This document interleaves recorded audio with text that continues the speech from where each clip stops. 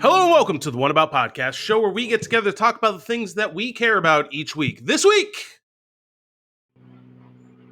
we're finally going to finish up with Alien, Predator, and Alien versus Predator in what is undoubtedly the best movie we've seen thus far.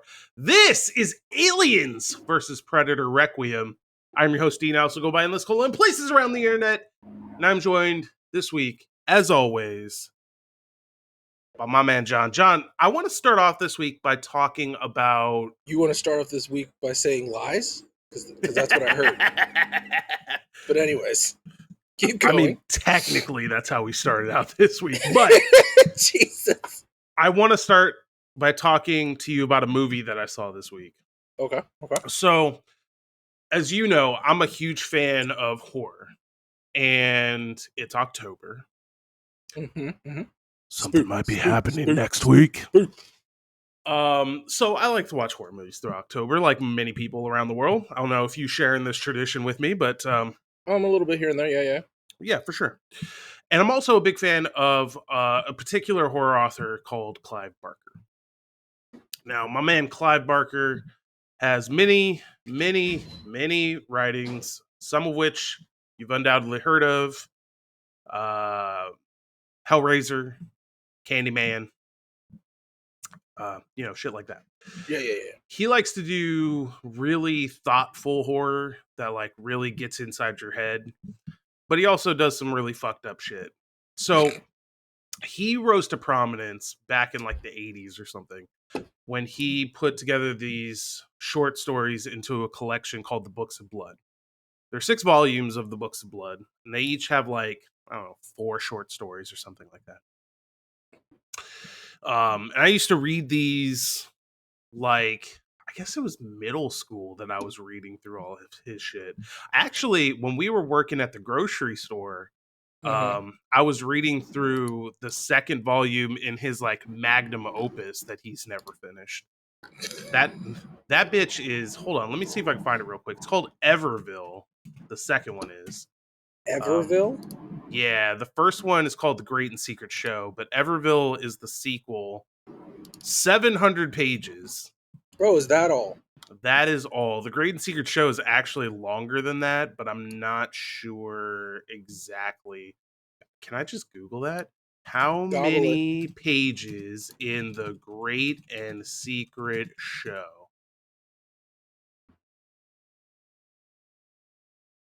According to this copy, it's 672. I feel like that's probably short, but whatever. It doesn't matter. We're not here to talk about the Great and Secret Show or the Arts trilogy. I want to talk about the Books of Blood series. Now, the Books of Blood, like I said, is a bunch of short stories, and you get some real fucking bangers in there, right? So, like, the last story in the first volume is about this gay couple, which I mean, I bring up because, okay, so let me back up for a second, because there is a relevance to why I say that. Clive Barker himself is gay. Okay. And he has this philosophy, I guess, that says, like, horror and sex are entwinable, so to speak. Like, they just they're go always together. They're always right. Like, they're part of a Gordian's knot. Like, it's never going to be untangled. Right. So, like, he is a very big part of the books that he's writing. If you've read any of his shit, hell, even if the only thing that you know about him is you saw the first Hellraiser movie, you know that, like, sex plays a huge part in all this shit that he does. Like, there's one story in one of the volumes of the Books of Blood where, like, this dude crosses his genes with that of a monkey, and he just gets, like, roided up and just starts running through the town, fucking beating people to death. And at one point, he just tries to fuck a brick wall because, like, he just can't control himself anymore. So, like, shit like that. Now, circling all the way back to what I was saying, the story follows this gay couple that are traveling through, like, Eastern Europe or something.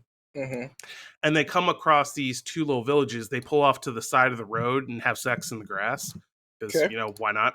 Yeah. But while they're doing that, they notice that these two fucking monolithic things like stand up over there. Like imagine Attack on Titan, right? Like these two fucking titans just stand up, start beating the fuck out of each other. Come to find out that once a century, all the people in those villages bound themselves together like human fucking golems and just duke it out for supremacy. That story's fucking rad. But we're not talking about that story either. What the fuck? But yeah, like Candyman's also from the Books of Blood.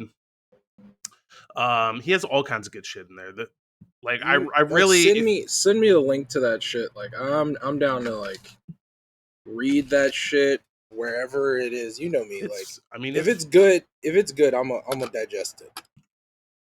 Let me Hell, see. if it's bad, I'm gonna digest it most of the time. It is so volumes 1 through 3 is 507 pages. That's nothing.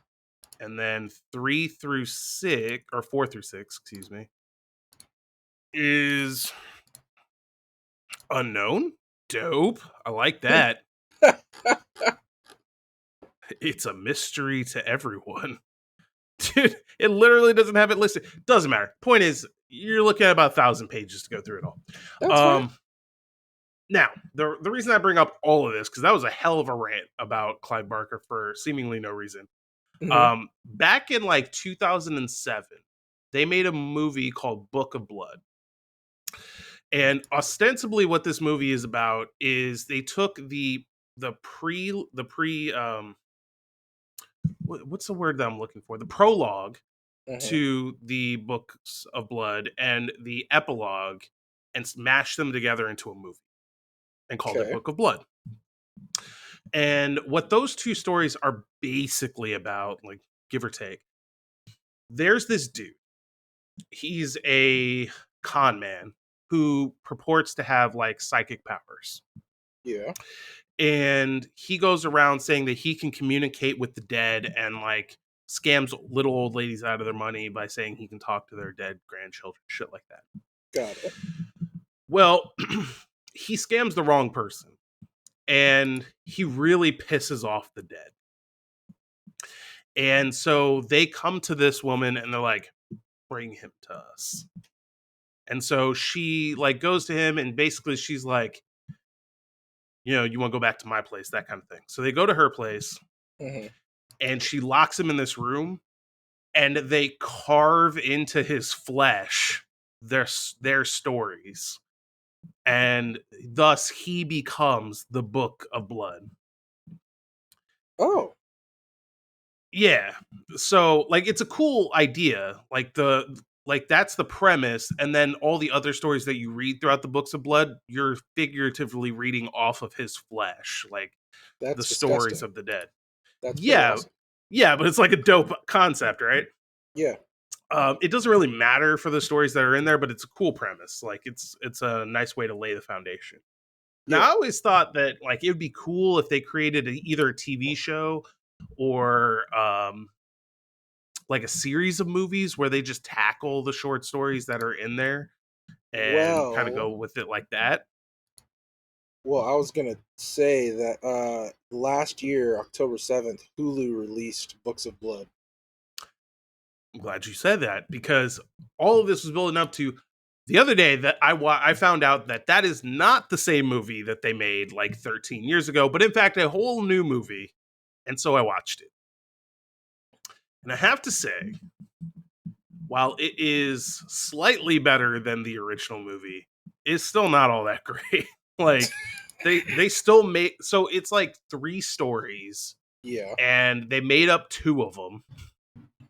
And so like it's, I don't know, like it's not bad, but why did they make up 2 of them instead of using the stories that he wrote? I don't know. Hollywood just goes and does shit, man. I don't know. I mean, there's nothing wrong with like adapting the source material. There's a reason why people are all over it, like foaming mouths. Right? And like I was sitting there watching that and I was like, dude, why don't they just like make a series of movies or just adapt the books as they are or something? And I was like, Well, I mean, clearly they're leaving the door open so that they can make whatever movie they want in the future, right? Right. But I don't know, man. Like, it just leaves a bad taste in my mouth. Like, Midnight Meat Train, that's another Mhm. one of his from the Books of Blood. That movie's okay, I guess. Yeah. I don't know, man. I'm just like, as a Clive Barker fan, I don't know that they could ever make a movie that's going to live up to it. But, Mhm. and I swear to God, if they try and adapt the Great and Secret Show into anything other than a TV show, I'm boycotting. Fuck that. Like, there's no way that you turn that story into a movie. Like, that's going to be like the longest movie ever made, or it's going to be a complete travesty. I mean, they did that with what was that movie? That's supposed to be like 4 hours long. That's not long enough. No. What I'm talking about is damn, it's the one about chariots and racing and that stuff. Oh, fuck, what is that movie called? I know which one you're talking about. Burr. Some Ben there's a Hur? no, there's some B in it. I don't know. Definitely like Roman. Fuck, I can't even think of it now. Roman. Well, you let me know Yeah, when you I'm, figure I'm that out. Let's just Ben take a look Hur. at Ben Hur. that's what I just said. Oh, sorry, my bad. Like the original one made in 1959 was 3 hours and 32 minutes, and then the remake they shortened it, and it was just terrible. Yeah. Terrible people doing terrible things. 125 minutes, so it was only 2 hours and 5 minutes long. Yeah, that sounds about right. Fucking baddies. They just can't help themselves, man. Seems like it. Oh, let's check this out. The 5 best and 5 worst Clive Barker movies according to IMDb. Okay. 10. Wait, how is this laid out? That seems weird. Why is it starting at 10? What? Oh, they like. Wait, what? Send me the link. Best? What the fuck is this, John? Send me the link. I'm so confused Yes. how this is laid out. 10, and then it says best. Then Okay, it I says get it. So 9 worst. they alternate it. So 10, Yes. 10 is the worst best movie. And then it goes to the worst Worst movie. No. 9 is therefore the best worst movie. God damn it. This is so confusing. Why did they do it this way? Okay. That way you have to read through the whole article in order to get everything, like figure out which is the worst movie and which is the best. Bro, you have to write a thesis on this shit to figure it out. This is fucking insane. Who did this? Okay. So, number 10, we have Midnight Meat Train. So, this would be the worst best movie. Number 5, if you will. Mm-hmm. I kind of agree with that. Like, that movie's not bad. It's got Bradley Cooper in it. It's not good, but it's not, like, the book is obviously better, but like this, it's not bad. It's pretty faithful. The best worst one, so this would be number 6, is Book of Blood, the original one. Okay, it was 2009, not 2007. It's a little off. Yeah, that's fine. That's fine. But yeah, that movie's that's just not good. Number 4, thank you. Hellraiser 2. Yeah, that movie's pretty good. Definitely don't hate it. Number 7, so this would be 9, right? No, 6. 6. No. Yes. This would be 7. What do you mean it would be 7? We had 10 was 5. Uh-huh. 9 9 was 6. 6. 8 was 4. Uh-huh. So this 7 would be 7. 7. Yeah. All right, fine, whatever. is Candyman Farewell to the Flesh. Dude, I don't even know which one that is in the fucking... Like, do Yeah. you know?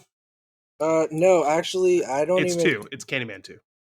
I haven't even like. I don't even remember a lot of the movies that are on this list anymore. Like, it's been so long since I've watched them. Oh, I remember all these movies, but I'm a huge Clyde Barker fan, so I mean, that's not crazy. Nightbreed at number 3. 3. God, I hate this list so much. Oh, here's. I remember you saying something about this one, Rawhead Rex at Oh yeah, that'd number be 9, number 8. 8. Yeah, number 8. Yeah, Rawhead Rex is pretty bad. The movie is pretty fucking terrible. I'm just looking at the picture and I'm just really the fuck.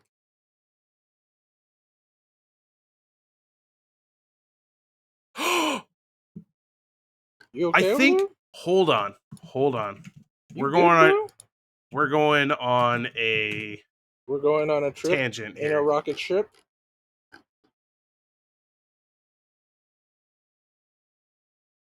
because I think Mm-hmm.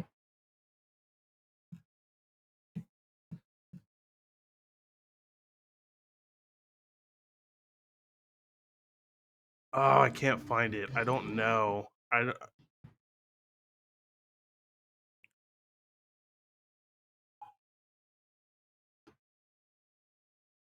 Wait, there's a remake.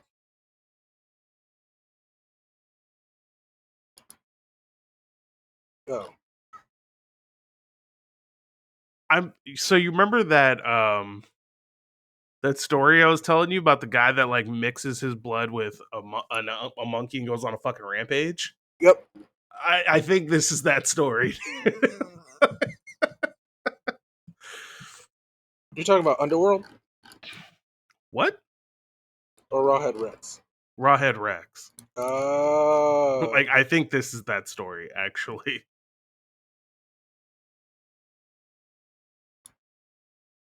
In the original story, Clive Barker described the monster as a 9-foot tall walking phallus with a face. ew. Oh fuck. That's disgusting. I'm pretty sure that's the same story. But hey, if you read through them all, you can tell me for sure.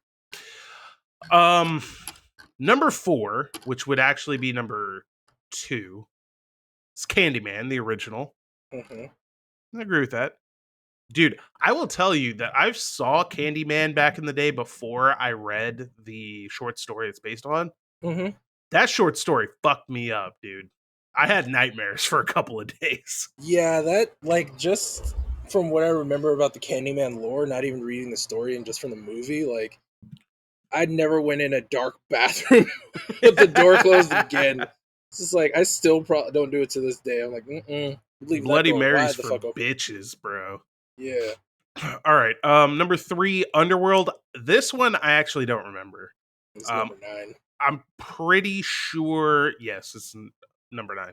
I'm pretty sure I've seen it, but I do not remember this movie, so I can't say a whole lot about it. So whoever George Pavlo is should have stopped using Clive Barker's source material. Who also directed Rawhead Rex? You're not wrong. Fuck that guy. Mm-hmm. Number 1, Hellraiser. Yeah, that's probably accurate. That's almost certainly the best movie based on one of his properties. Even though, fun fact, Pinhead does not appear in the original story at all. It's a completely unique character to the film franchise until, decades later, Clive Barker was Mm-hmm. finally like, you know what? Fuck this shit. Nobody's making a more relevant character in my universe than I am. So he wrote a book and killed him off. Nice. And then the worst of all time, Hellraiser Revelations from 2011. Absolutely. All you gotta do is look at this picture of Pinhead and you know they fucked up. It's not even that. It's just like how they ended up the movie. Like I've never watched the movie, but I've watched a lot of like worst movie list, worst horror movie list, that kind of stuff. And like I've heard and remember about them saying like how they finished this movie, and it was really fucking bad. Oh, I watched the movie, so I can attest to that. That movie's fucking horrible. Although, to be fair, most of the Hellraiser movies are pretty bad. So, what are you gonna do? John, that was my 20-minute tirade on Clive Barker. What have you been up to this week? Ingesting all sorts of media at an alarming rate. Since we last talked, I finished Vinland Saga, which is 24 episode anime. I finished Squid Game, 8 episode Netflix series. I finished Baki, the new season, The Son of the Ogre, which is 12 episodes. And I am halfway through Alice in Borderland, another Netflix series based on a manga. So yeah, I've been doing a lot, yeah, Do not! mm-hmm. Yeah. And I will say this: if you're going to binge anything, especially like anime, Netflix and Amazon Prime are the only ways to do it because they have the skip intro button and their next episode like automatically like after they know the episode ends, it's like 5 seconds you're already into the next episode. I'm like, all right, that's what I'm talking about. Let me tell you a story. Oh, okay. All right, cool. So, I was browsing Hulu, just looking Uh-huh. for something to watch. And I came across this movie called Books of Blood. And I said to myself, they put this 2009 POS on Hulu? Like, what the fuck is it? And then I did a little bit of research. Oh, this is a totally new movie. Let's watch that. Denied. The fuck is it? Oh, Hulu crashed. Okay, whatever. Apps crash sometimes. That's fine. Start back up. Crash. Okay. Let's try this one more time. Crash. Oh, okay. Let's try a different show. Crash. Okay, so Hulu's completely broken. Let's try and watch it on my phone. Works perfect. Stream it to the TV. Works perfectly. All right, that's fine. I have an Apple TV with my iPhone. It's basically the same as just watching it natively, so whatever. It doesn't matter. Mm.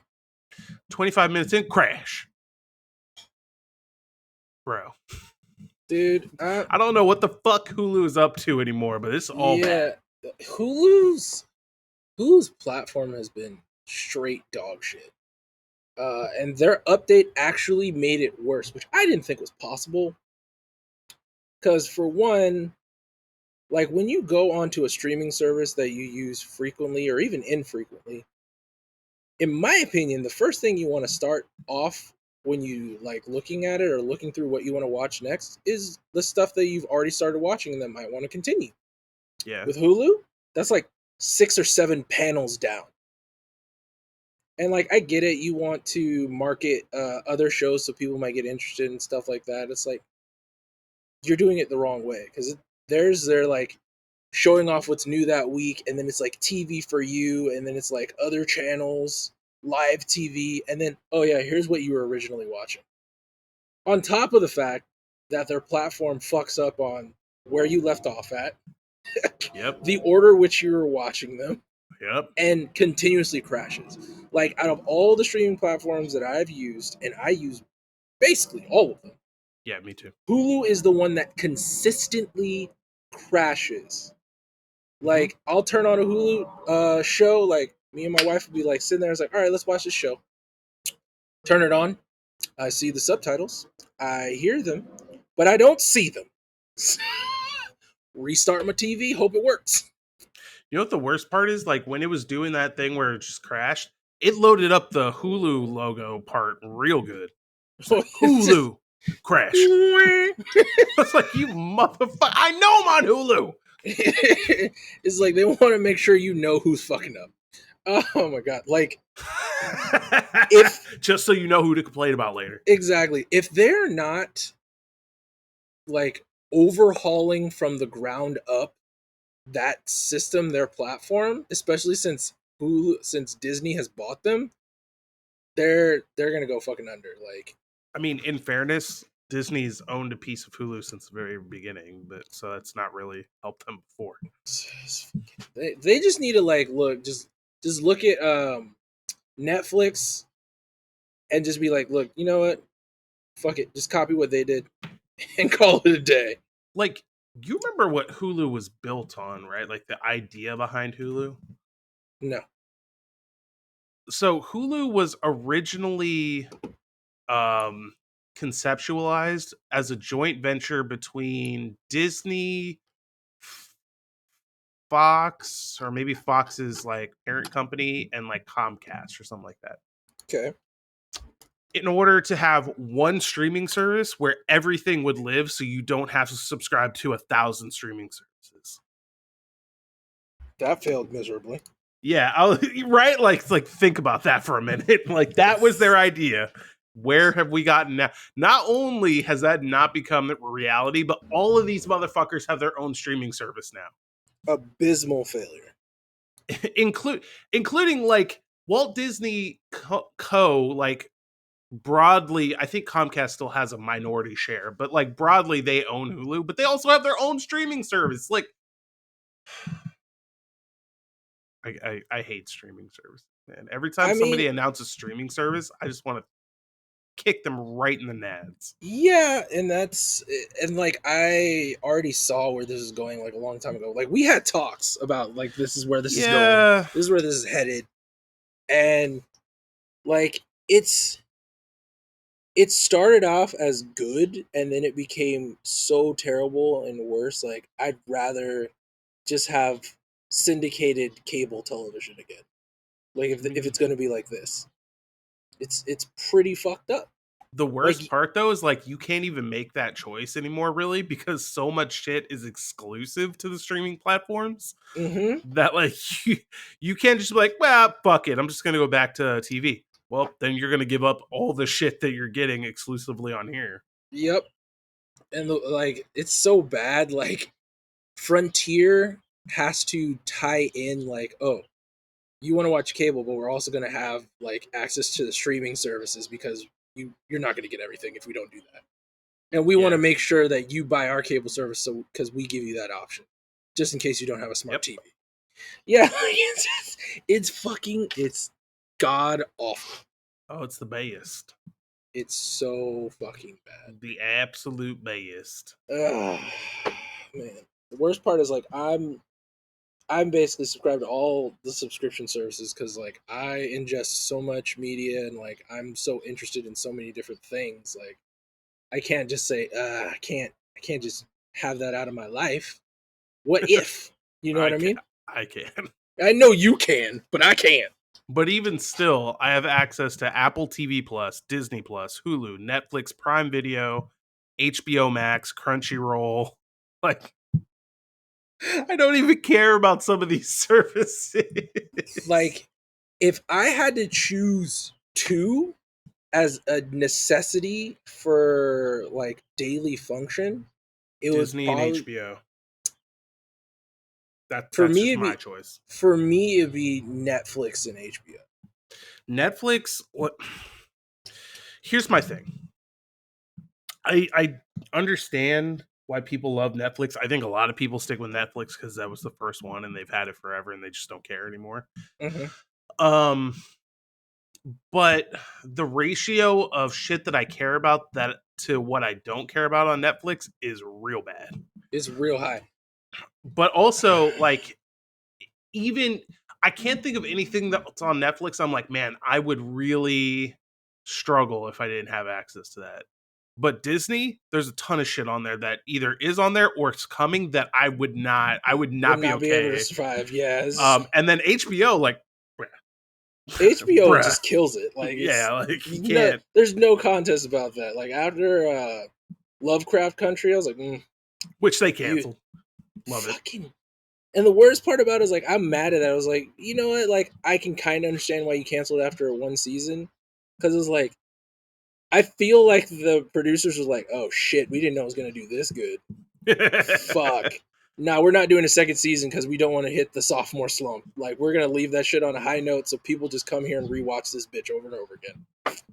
like Firefly all over again. Those Oh sons of my bitches. god, dude! Firefly is probably the best example of Fox not knowing what people want to watch. Well, I mean, they fucked up that whole thing front to back, but I have a feeling that Lovecraft Country is going to be a show that, like, years from now, people finally find and watch and, like, the fuck did this not get a second season? And then we can just roll up behind them, like, now you know what I've been asking for the last 10 years. It's like welcome to the train. It's like that one meme where he's like the guys are hanging. Was like, oh, this is your first time. Oh, that's a Netflix movie. I found that out. Oh It's yeah, it's called The Ballad of Buster Scruggs. yeah. That shit's amazing. It's great. I've not seen that movie, but I want to. It's on my list. Yeah, it's pretty fucking choice. Oh man. And I will say this: like Netflix would probably be a more of a priority if I was based in Japan. If you're based in Japan, Netflix is the shit Really? because Why? they have exclusivity rights to basically all of the best animes. Oh, okay. I thought you were gonna say like they don't really have any competitors over there because everybody's American, so only Netflix really moved in. Kind of, but no, it's basically because Netflix. It was like, okay, anime is becoming real popular in the U.S. and we know Japanese love that shit. We're gonna be making moves behind the scenes, and out of nowhere, everybody's not gonna know that we're gonna have all the exclusivity rights to like the best anime out there that people love to rewatch. And lo and behold, they wake up and it's like, fuck, where can I watch this anime? People are like logging on to VPN services so they can spoof to Japan and be like, I'm watching this. Like, Because I all was, your language settings maintain, right? yeah, because I was lucky enough to find out that Vinland Saga was available on Amazon Prime. Amazon also has a lot of exclusivity rights to a lot of good anime as well. I But mean, you Netflix don't even have to holds. like spoof per se. Like you could just get like a VPN and just change your location. Well, that's the thing. Like, depending on the VPN service, it'll like be like, oh, you're using a VPN. We're not going to allow you to watch this shit.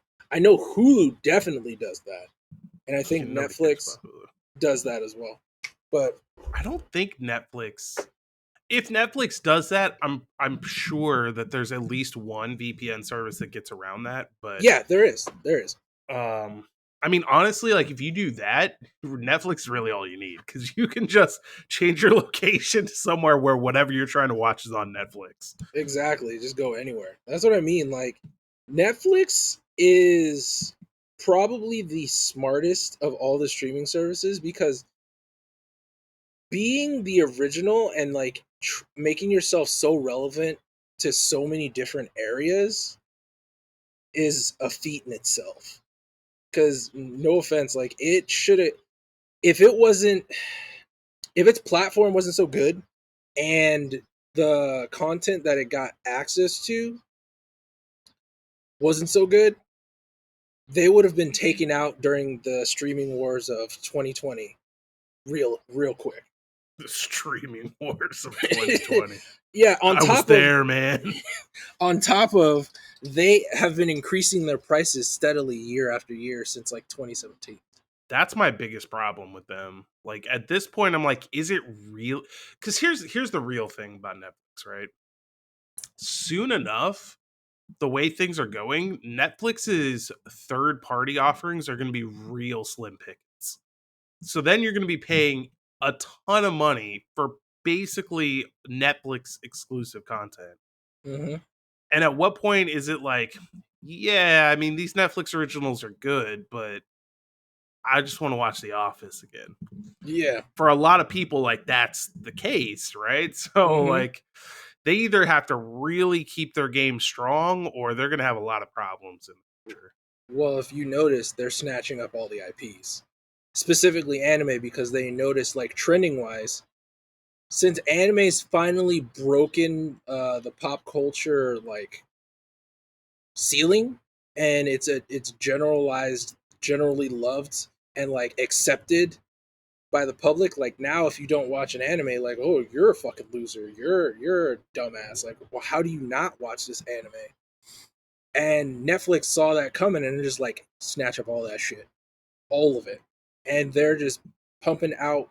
They're pumping out original content, and some of their movies are actually really good. But most of their content that they're pumping out this year, animes, anime adaptations. They even snatched up JoJo's next iteration, Stone Ocean. See, I don't like it when companies do that shit. Like, if I'm watching, I don't know why I would ever be watching JoJo again. If I'm watching it like all this time on Crunchyroll, right? Mm-hmm. Now I have to go over to Netflix to watch it. I hate that shit. Yep. Fucking hate that shit. Question for you, because I'm like browsing through Netflix while we're having this conversation, and there's this show that seems kind of interesting, but like, I don't know, maybe it's kind of garbage. I was just wondering if you've ever heard of it. It's called The Good Place. Oh.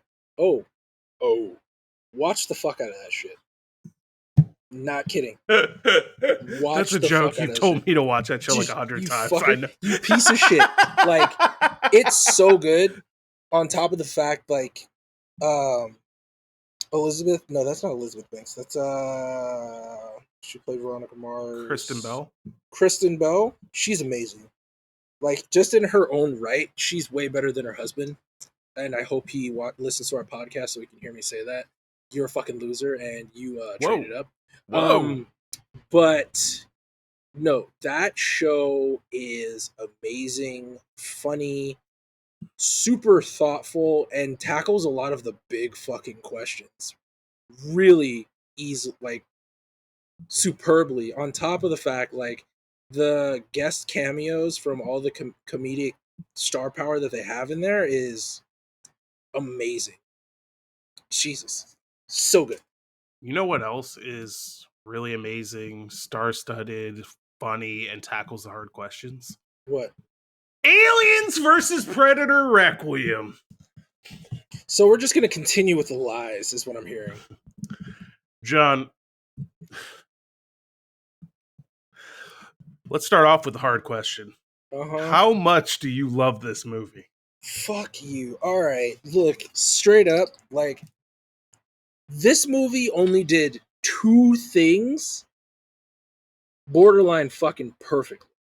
Okay. All right, let's go. Let's start with this. What you got? 1, showed what it actually is like if, like, there was 2 alien species combating each other and, like, humans caught in the middle. Okay. It showed that in the most perfect way possible. Like, that's how it should have been for the first AvP movie. They shouldn't have been a central part of it or, like, a key component of it. Mm-hmm. They should have just been, like, basically cannon fodder bystanders to this battle royale. Okay. The other thing that they did perfectly was show the appropriate and calculated response that in real life, our nation, our military, anybody who comes up against this threat on this earth, in this universe, this is the only way that you deal with it. No ifs, ands, or buts about it. Period. That's the only 2 things that they did borderline perfectly for, like, any movie of this genre, to be honest with you. Other than that, complete hot garbage with shit on top. Hold on. You forgot one thing. Yep. Aliens do fight predators. And seeing as that's really the only thing I asked for. No. Pretty satisfied. No. Oh my God. Now, I will say this. This movie fucking sucks. It's so bad. It's not nearly as bad as Alien Resurrection, but it's pretty bad. Wow.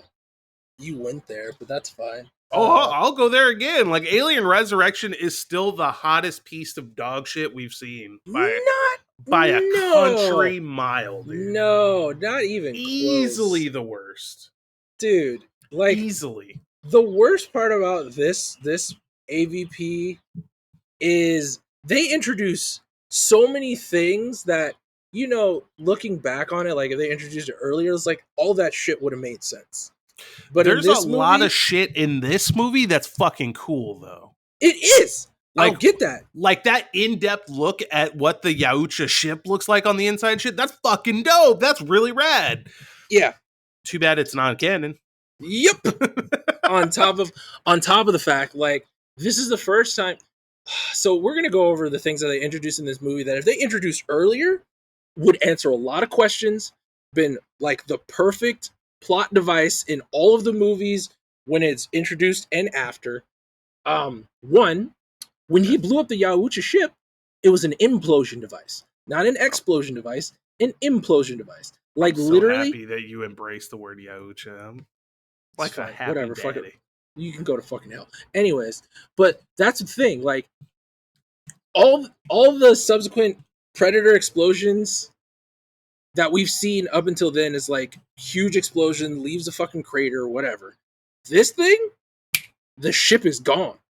Yep. Surrounding area is untouched, unscathed, and it doesn't leave a trace. That makes sense. That makes sense why the Yahoo. It's almost like they retconned in my explanation from last week. Yeah, basically. It's like, oh man, this guy Dean, he knows it's on the money. Put that in the script right now. We released that movie 5 years ago. Doesn't matter. Fix it. They just changed all the fucking theatrical cuts and everything and just re-released it without us knowing. So quickly that I didn't even know it happened. But that's what I mean. It's like, that would explain like how the Yahucha like could visit Earth so many different times and like throughout history, and nobody really is like saying anything about it. That and that gel shit that he blue has to just fucking like, liquid. First of all, that vial is what, like this big? Yep. And that thing is like overflowing, like just infinite capacity. Like, just, it's like Felix's magic bag and shit. Really? Dude. Like, I was like, so is it ever gonna run out? Like, whatever. But again, that explains a lot. But he contradicts himself real quick. That's what I mean. Like, this movie has really cool ideas, amazing plot devices, and they just put a middle finger up to it. It's like, okay, every single one of them up. It's seriously, it's like, okay, I'm coming to this planet to clean up our fucking mess and take care of this alien menace.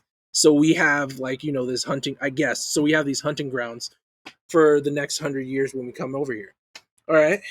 Oh damn, this guy got killed. Oh, this little boy's dead. I gotta get rid of the bodies. All right. Oh shit, that guy saw me. Killed the guy. Should I get rid of the body with the same liquid? Nah, I'm gonna skin him alive and string him up. So I actually no. It's like what is your mission? Is like, can you not help yourself? Like, is this some sort of like uncontrollable kink that you have? He's just like, oh, I'm just gonna string one of them up. I'm gonna string one of them up. It's gonna be okay. Still alive. Starts flaying him. Oh, that's the stuff. Like God damn it. By the way, do you know what this one's name is? He has a name. Fuck. What is his name? Wolf. Okay, that's a sick name. Okay, go on. But that's the thing. And so I'm just like, if you would have stuck to the premise that you're a cleanup crew and that you're trying to be covertly doing this, everything would have been fine. But the fact that you just strung homeboy up for everyone to see totally messed up the game plan. And then I was gonna say, like, maybe he did that in case there was an alien still in the people, but that doesn't make any sense. No, he just joins FA, Flayers Anonymous, because he, like, legit, like, that's probably, honestly, that's his one main flaw throughout the whole movie that I've seen. Like, he's borderline, like, the perfect Predator that I've seen in all of the movies that we've seen thus far. And the fact, like, oh, he gets a signal, it's like, oh shit, there's aliens running amok. We're only gonna send one Predator. It's like, this motherfucker needs to be like top of the top, creme de la creme. And like, the fact that he had a fucking whip, that was dope. That whip was fucking sick. But also, another plot device that they fucked up in the first movie that I had a problem with, that they didn't, none of his weapons melted. Mm-hmm. None of his weapons melted. Not a single one. Yep. It's like he was prepared for the prey that he was going against. But whatever. And it was consistent. And then major problem I had was what are we gonna call the amalgamation of the predator and the alien species? Oh, the Predalien? Praline? Calling it Praline. Predalien. We're calling her Praline. We're calling her Praline. Predalien. Praline. Predalien. That's too many syllables. Praline. It's one more letter. Fuck it. Predalien. Predalien. Whatever. That's the official name of that piece of shit. Yeah. Official? I thought we made that. Okay. I swallowed it. Anyways. So my problems with that is this Predalien was born and is literally the perfect predator to propagate the species. Not predator as in Yautja, but like an actual predator. Like Sure. let's go over his list of accomplishments.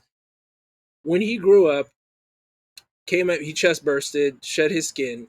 He's big as fuck. Because the Yautja are what, 10 feet tall? 11 feet tall? 9. Yeah, 9. Oh yeah, I was talking about the super predator. But anyways. The actual super predator or the random bullshit thing that you the random bullshit thing that they genetically engineered.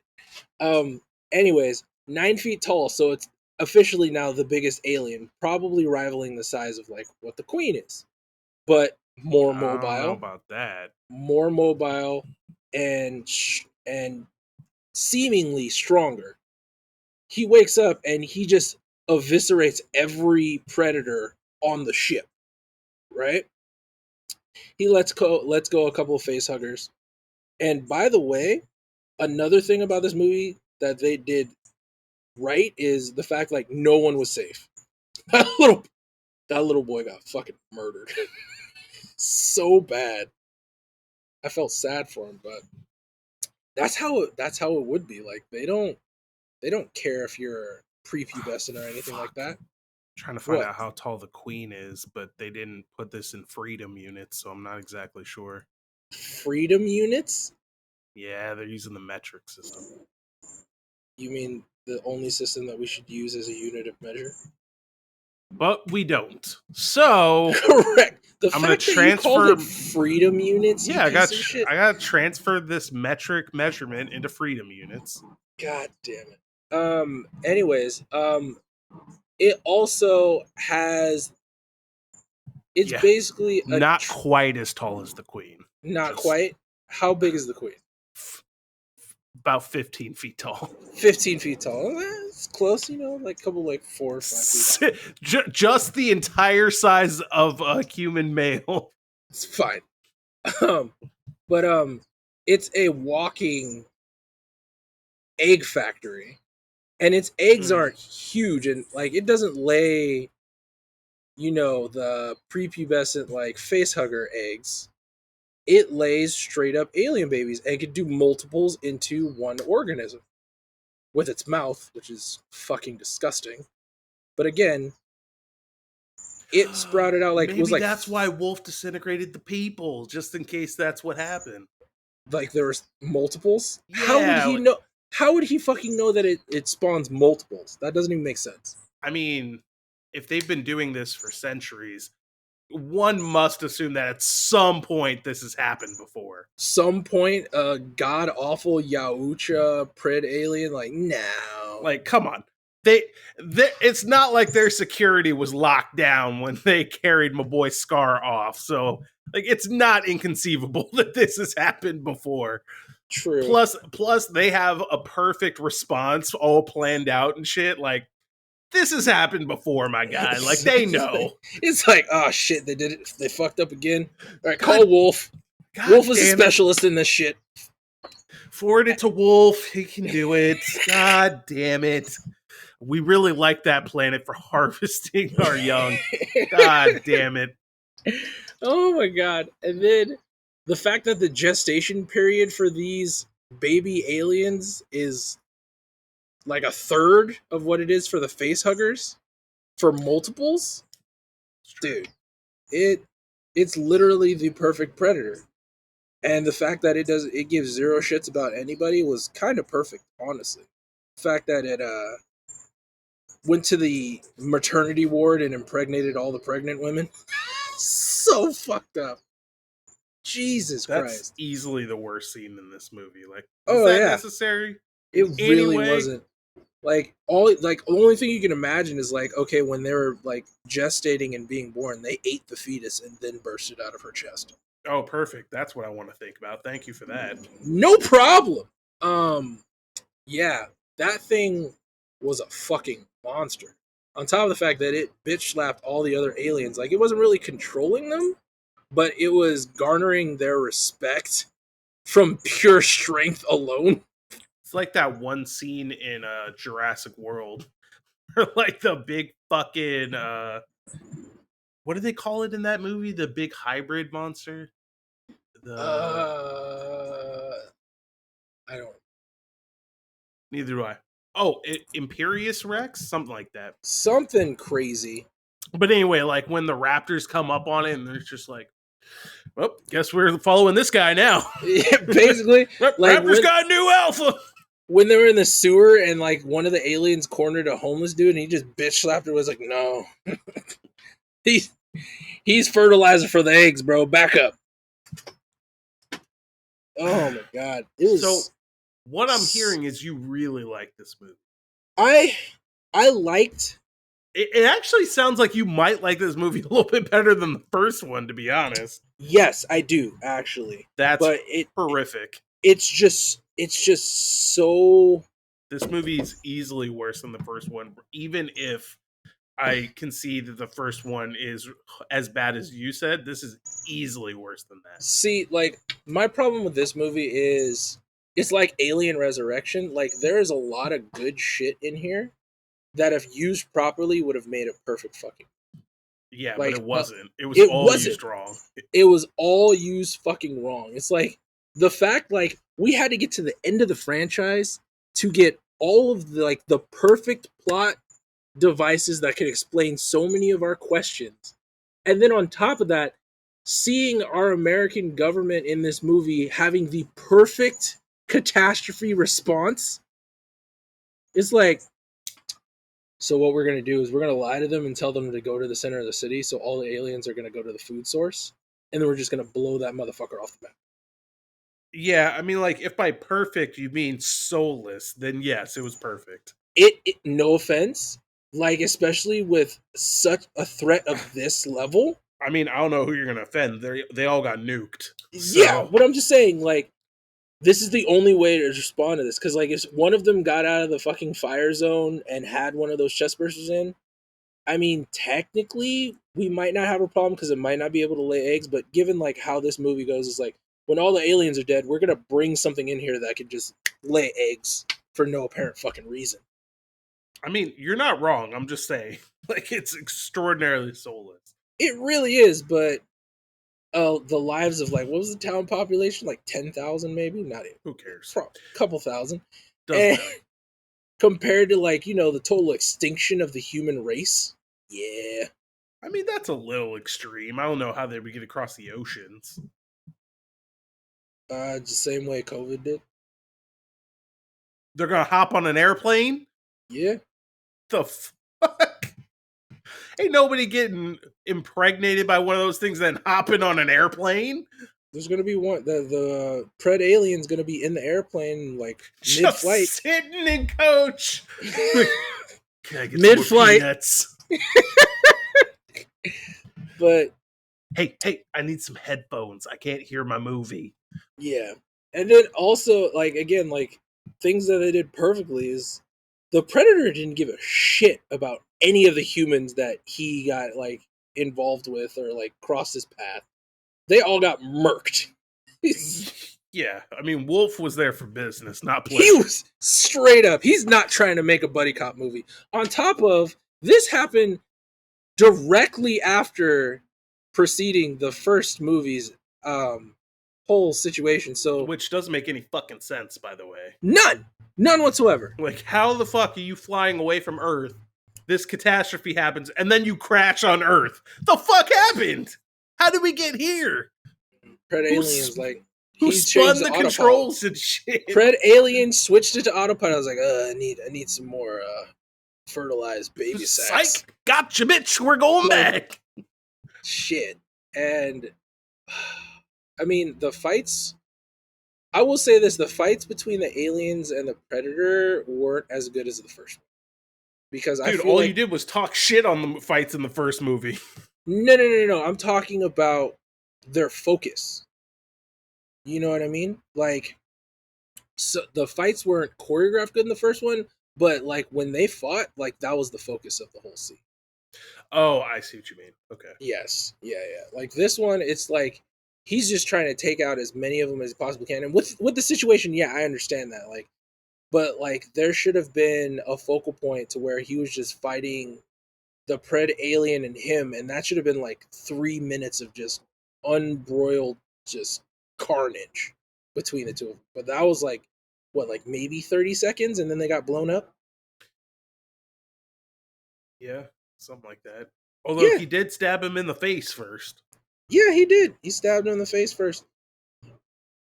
But that's what I mean. Like, there's so many good plot devices and like answers to looming questions from other films in the franchise that this movie honestly solved if they put it in canon. Like, really fucking good. But it was just used super poorly in a terrible fucking movie. The problem is if you make this movie canon, you have to make the first one canon. You can't do that. You can't, because There's like, no way. and like as you think about it, it's like you would think that if shit went awry, that the Yautja that were brought down there to hunt the aliens, like they would have all the tools that Wolf did to handle this shit, but they didn't. No, of course they wouldn't. They were untrained. That was the whole point. I get it, but wasn't there like a ship orbiting, like watching them? They should have had this shit on standby. That's the ship that crashes in this movie. I know that they should have had all the tools to handle this shit in the movie. Like, They're all no, dead. no offense, they fucked up by bringing Scar's body back onto the ship. They should have melted it like they did with the blue stuff. I mean, yes, or at They least should have scanned scanned it to Yep, find out. you would think, right? Like, You would think if that would be basic procedure. basic procedure, if this happened at all once before, basic procedure, scan the fuck out of that corpse. And if it's got anything in it, just melt it. That's it. My biggest problem is that this movie fucks up the better movie that came before it. And that movie was already canonically fucked up. It's just and the worst part about it is like plot device wise and scenario wise, like this movie's the like one of the better of the franchise. Sorry to say. It really is. Like all of Wolf's Wait, all hold of on. Wolf's When you say the solutions. franchise, what franchise is the I'm talking about the Predator franchise. Actually, Like, Predator. Hold on. Last Okay. week we determined AvP was a Predator movie. Is Correct. this a Predator movie or an Alien movie? This is an Alien movie. Okay, so this is an Alien movie. So this is one of the better Alien movies? No. I'm saying the plot devices that they use in this are the best in the franchise between Alien and Predator. Predator, the plot devices of the blue goo, like actually getting, and the implosive device, getting rid of evidence, perfect for the Predator movie, should have been installed a long time ago in the franchise. Alien movie, that's how they should have handled anything that went awry with aliens. It's like, oh shit, they're running amok. Blow the motherfucker up. It's like, we're not risking the entire human race and bringing this shit back if we can't control it. Like, I get Wayland wanted to get them alive, but after it crosses a certain point, it's like, cut your losses. We know where they have the eggs gestating. We can start this shit again. We're not gonna bring this whole shit back and just die because of it. That's what I mean. You good? Everything all right? I can't even process the nonsense that just came out of your mouth. Let's change the topic a little bit here. Nonsense. Having viewed all these movies at this point, Uh-huh. keeping in mind that AvP 1 is a Predator movie, this is an Alien movie. Uh-huh. Which is the better franchise, Alien or Predator?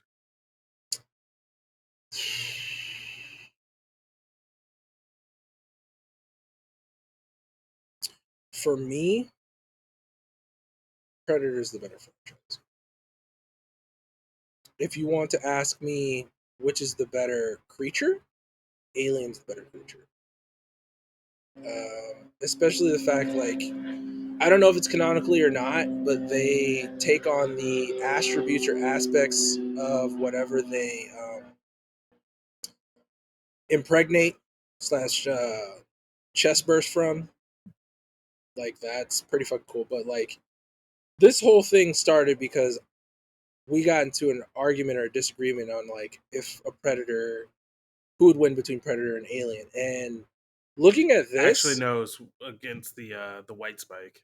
Yeah, against the white spike. But looking at this,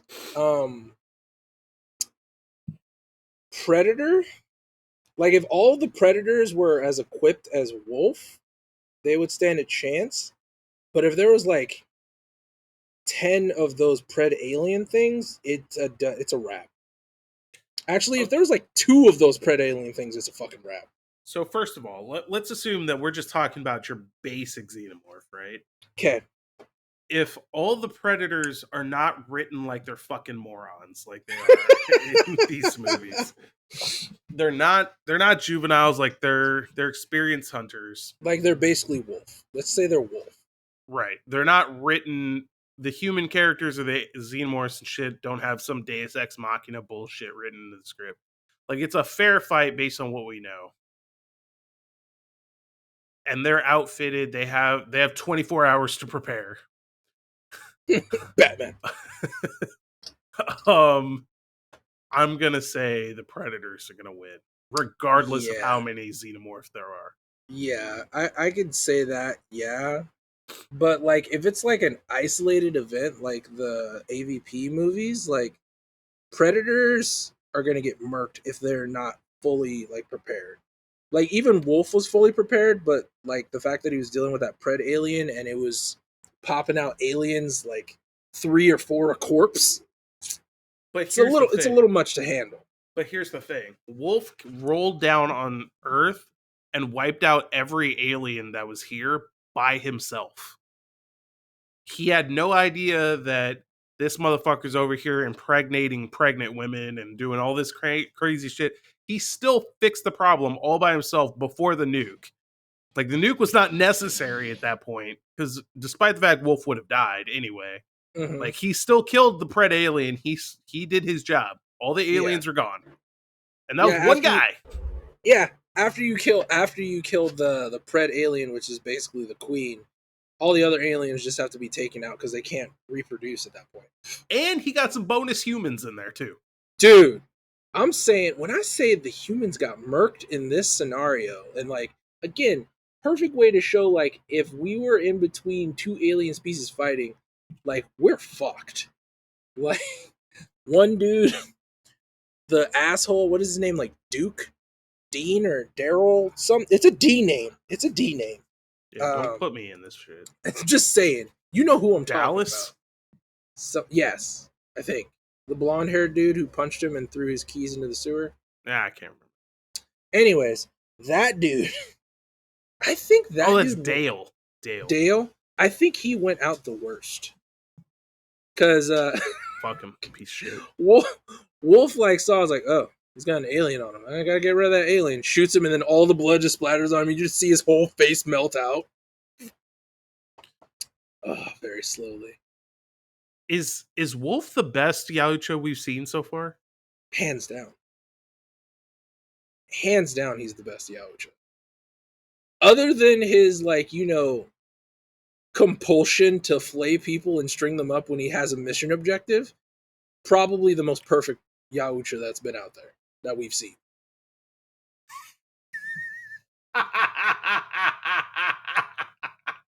So I went back to our favorite website, Screen Rant, that we were on earlier. Of course. And they have every Yautja in the movies ranked. Of course they do. Number 13, that monstrosity that we see in the Predator. I love this list already. I don't even care how the rest of it plays out.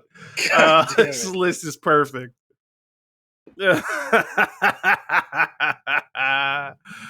Oh my god, that's so good. All right, let's see. What else we got? Chopper from Alien versus Predator. Okay. I mean, that's fair. He gets killed immediately and doesn't do anything.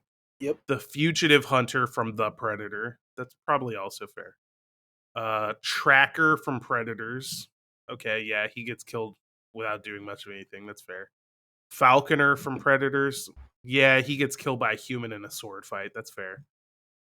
Crucified Hunter from Predators. I don't even remember which one that is. Oh, that's Oh yeah. literally the crucified one. I got it. Yeah, the guy that was, that was saying I it don't like that.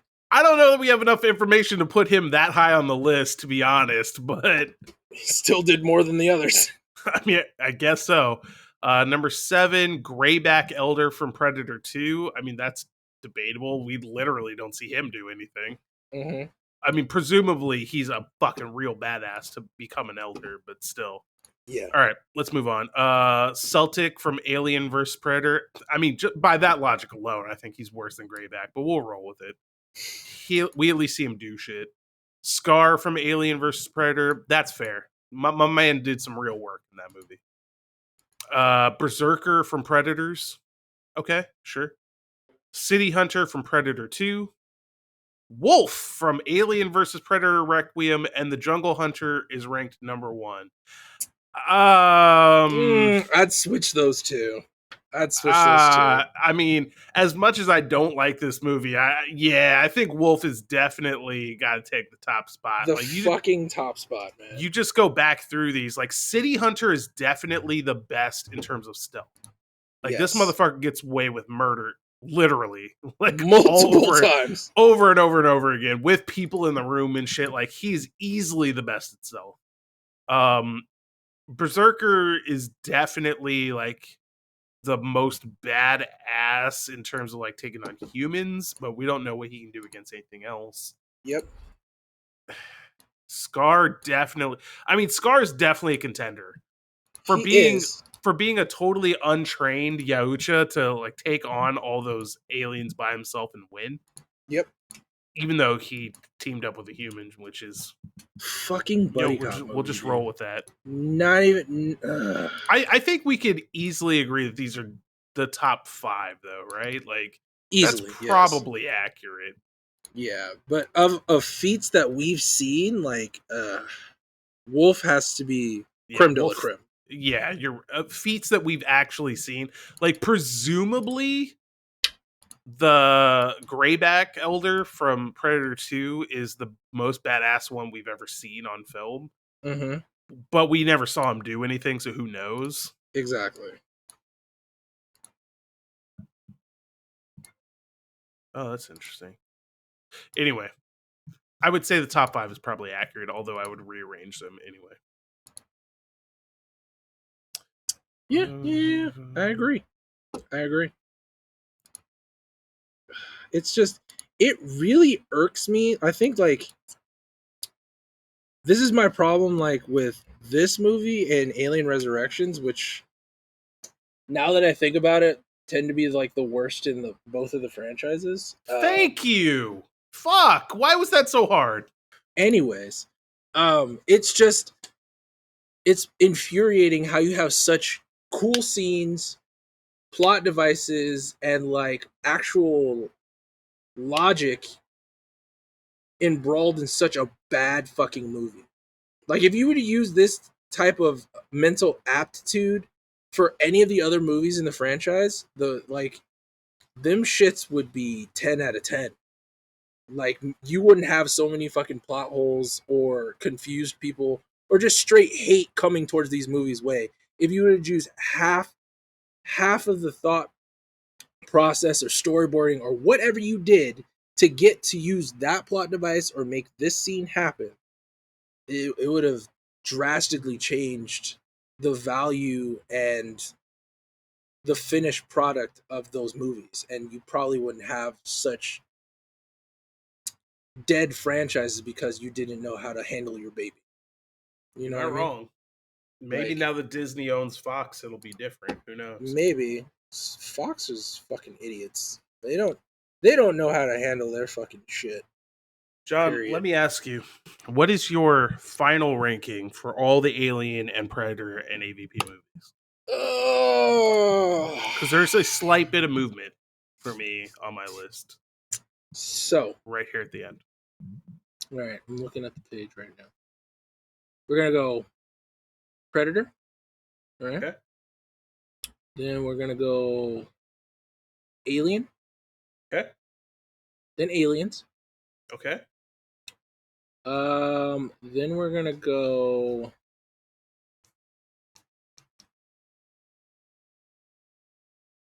What was the fourth Predator movie? Was it Predators? It was Predator, Predator 2, Predators, The Predator. Those are the four. So we're gonna go Alien 3. Uh-huh. Then we're gonna go Predators. Okay. Then after that, gonna go Predator 2. Okay.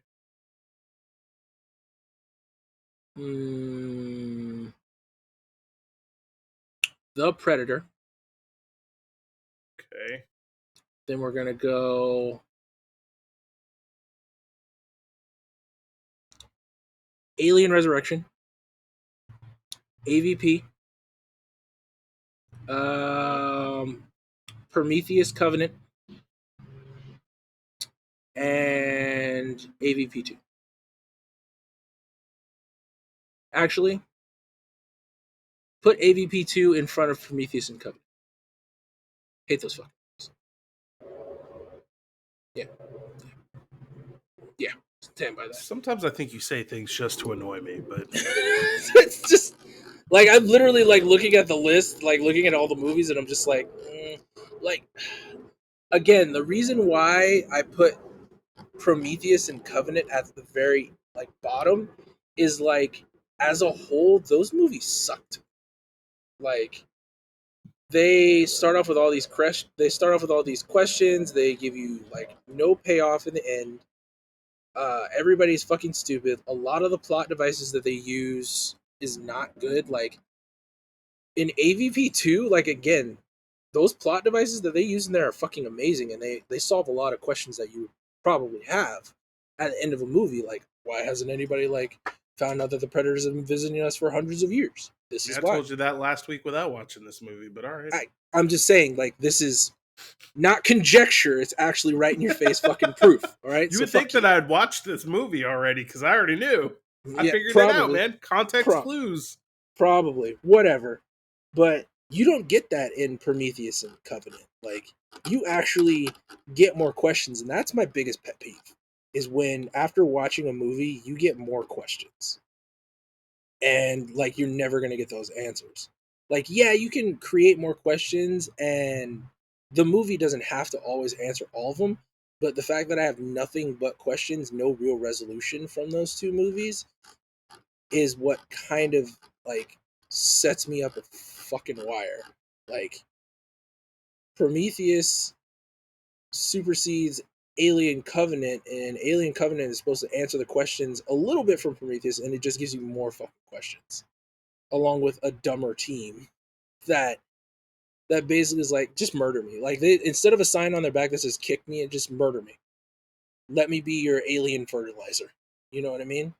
Just make ridiculously dumb choices.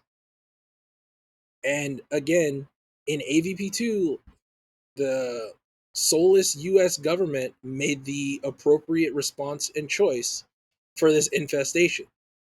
And Wolf, he was taking care of business and not giving a fuck about the humans because he was there on a set objective. Other than, flaying the one dude. Like, legit, if he didn't flay that one dude, he did his mission perfectly. Okay, so first of all, this movie's so boring that I almost fell asleep through part of it. I definitely stopped paying attention through most of it. But with that said, this is my list. Okay. S tier, number 1, Predator, of course.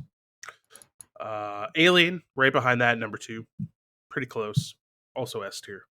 No problem. A tier, Aliens, number 3, easy. No problem.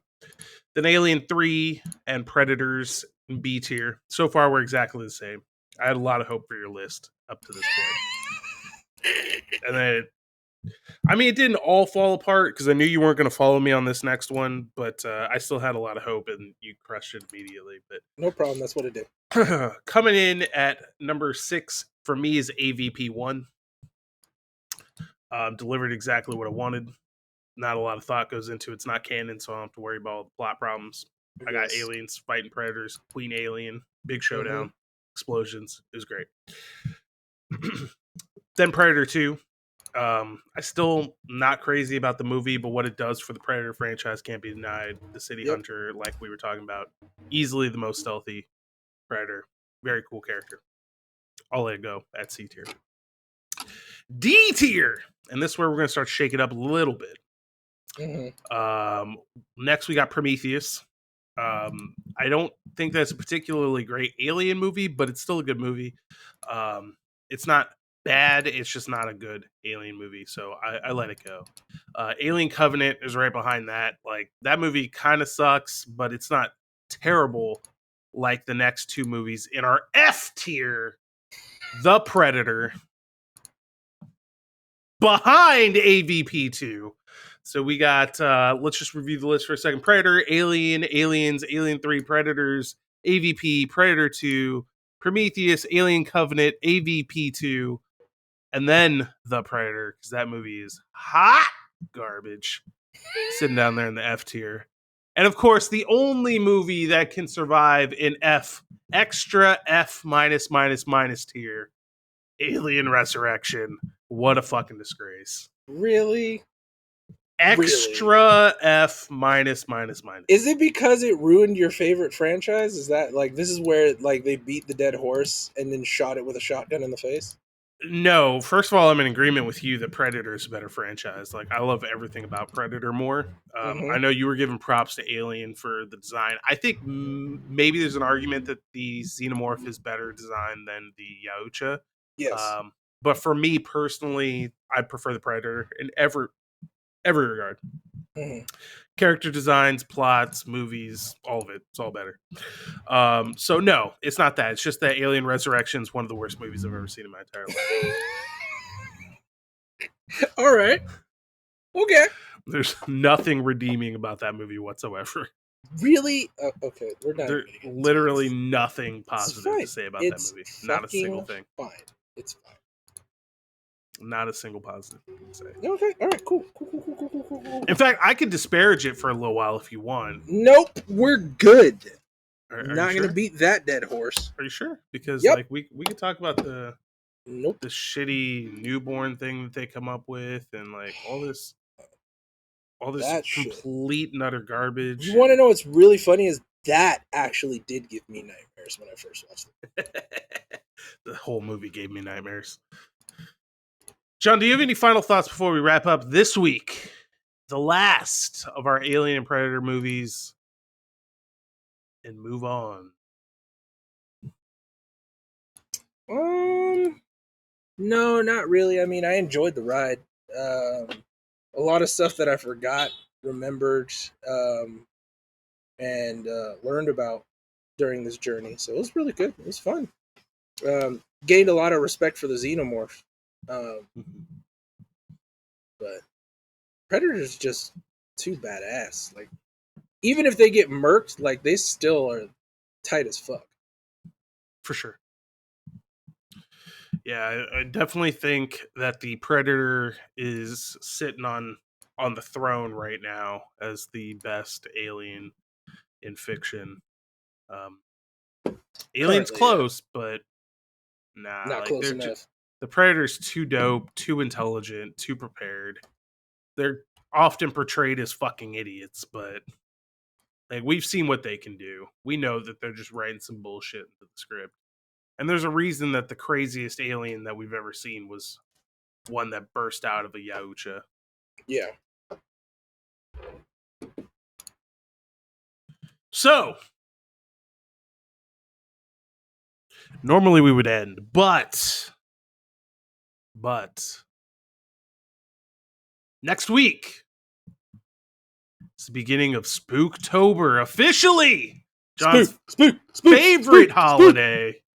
Spooktober all month long. And this year, in celebration of Spooktober, we've compiled a list of some of our favorite and some of the worst horror movies that we can think of.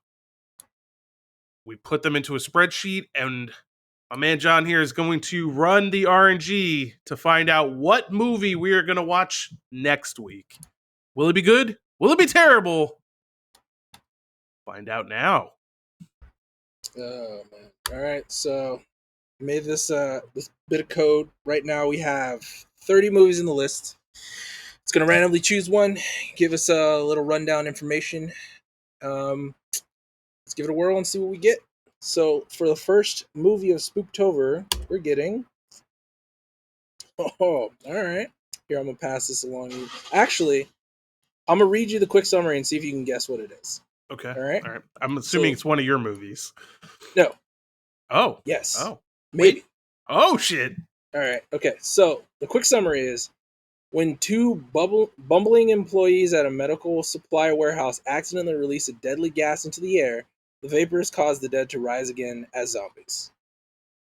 Sounds like Return of the Living Dead, my guy. Yes, it is. Return of the Living Dead. Woo! Let's go! Released in 1985, runtime an hour and 31 minutes. Critic score at 91%, audience score at 79%. Taken from Rotten Tomatoes. Fucking rules! I'm so excited. Have you ever seen this movie? I think again, when you gave me the list of your movies, I was like, I've seen it at some point in time, but it's been so long that it's lost from memory. Like when I start watching movies like that, I'm like, oh, I remember this part. See here, I'm gonna post you this printout of what the spook generator does. Here. Okay. So like Return of the Living Dead was supposed to be like this punk horror sequel to Night of the Living Dead. Mm-hmm. And it is the dopest fucking movie. It's also potentially the birth of the whole zombies eating brains thing. Yeah. So that's what the code prints out. I had fun with it. You also have a you have a spelling error. Oh god, I see it. This is great though. That's really good. I like that. Yeah. Looks like you put some real may God have mercy on your souls. No, this movie, I mean, I'll be interested to see what you think. I love this movie. I watched this movie back, I don't know, 5-6 years ago when I ran through all of the George Romero zombie movies. Mm-hmm. And when I was going through that, I kind of stumbled upon it and I saw it. And I fucking love this movie. But we shall see, because not everybody thinks this movie's as great as I do. Yeah. Although I do like that the critics gave it a 91%. That gives me a lot of hope for humanity. Until next week, have lots of spook out there, guys.